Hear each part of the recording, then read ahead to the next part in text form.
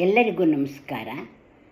ಯಾತ್ರಾ ಸ್ಥಳ ಬಲೀಂದ್ರ ಗುಹಾಲಯ, ಬಾದಾಮಿ.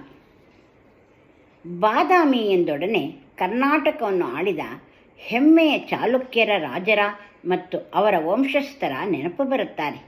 ಚಾಲುಕ್ಯ ಸಾಮ್ರಾಜ್ಯದ ರಾಜಧಾನಿಯಾಗಿ ಮೆರೆದ ಐತಿಹಾಸಿಕ ಪ್ರಸಿದ್ಧ ಕ್ಷೇತ್ರವೇ ಬಾದಾಮಿ. ಅಂದಿನ ಚಾಲುಕ್ಯರ ರಾಜಧಾನಿ. ಇಂದು ಬಾಗಲಕೋಟೆ ಜಿಲ್ಲೆಯ ಒಂದು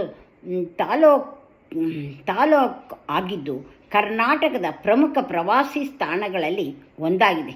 ಬಾದಾಮಿ ಒಂದು ದೈತ್ಯ ಏಕಶಿಲಾ ಗುಹೆಯಾಗಿದ್ದು ಈ ಗುಡ್ಡದ ಬುಡದಲ್ಲಿರುವ ಕೆರೆಯು ಪಶ್ಚಿಮ ತೀರದಲ್ಲಿ ಊರು ಹಬ್ಬಿದೆ.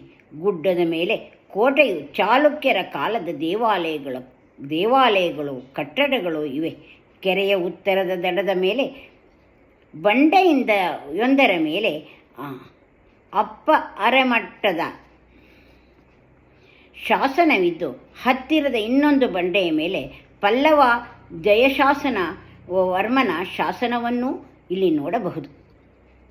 ಭಾರತೀಯ ವಾಸ್ತುಶಿಲ್ಪರ ನಿರ್ಮಾಣದ ಕೆರೆಯಿಂದ ಪಟ್ಟದ ಕಲ್ಲು ಐಹೊಳೆ ಮಹಾಕೂಟವು ಪೂರ್ವ ರಾಜರ ರಾಜಧಾನಿಯಾಗಿತ್ತು.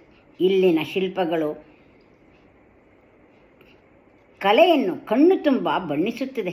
ಕ್ರಿಸ್ತಶಕ 543ರಲ್ಲಿ 1ನೇ ಪುಲಿಕೇಶಿಯು ಕೋಟೆಯನ್ನು ನಿರ್ಮಿಸುವುದರ ಮೂಲಕ ಇಲ್ಲಿಯ ವಾಸ್ತು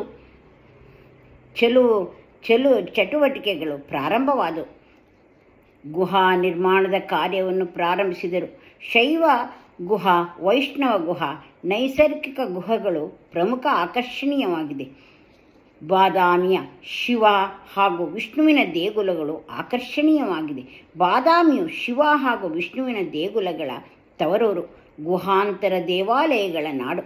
ಸುಂದರ ಹಾಗೂ ಕಲಾತ್ಮಕ ಕೆತ್ತನೆಗಳ ಕೆಲಸಗಳು ಇಲ್ಲಿ ಎಲ್ಲ ಮನೆಗಳಲ್ಲೂ ರಾರಾಜಿಸುತ್ತಿವೆ. ಬಾದಾಮಿಯ ಸುಂದರ ಪುಷ್ಕರಣಿ ಹಾಗೂ ಮಣ್ಣಿನ ಬಣ್ಣದ ಬಳಪದ ಕಲ್ಲಿನ ಗುಡ್ಡಗಳ ಸುಂದರವಾದ ತಾಣ. ಇಲ್ಲಿ ನಡೆಯುವ ನಾಟಕ, ನೃತ್ಯ, ಸಂಗೀತೋತ್ಸವಗಳು ಉತ್ತರ ಕರ್ನಾಟಕದ ಕಲಾ ಶ್ರೀಮಂತಿಕೆಯನ್ನು ಬಿಂಬಿಸುತ್ತದೆ. ಈ ಬಾದಾಮಿಯಲ್ಲಿರುವ ಪ್ರಮುಖ ದೇವಾಲಯಗಳೆಂದರೆ ಮಲ್ಲಿಕಾರ್ಜುನ ದೇವಾಲಯ. ಬಾದಾಮಿಗೆ ಬರುವ ಪ್ರವಾಸಿಗರು ಅಲ್ಲಿನ ಮರಳುಗಲ್ಲಿನ ನಿರ್ಮಿತ ಗುಹೆ ಶಿವಾಲಯಗಳನ್ನು ನೋಡಬಹುದು. ಇವು ತಮ್ಮ ಪುರಾತನ ಧಾರ್ಮಿಕ ಆಚರಣೆಗಳನ್ನು ಹಾಗೂ ಕ್ರಿಯಾಶೀಲ ಕೆತ್ತನೆಗಳ ಮೂಲಕ ವಿವರಿಸುತ್ತವೆ. 4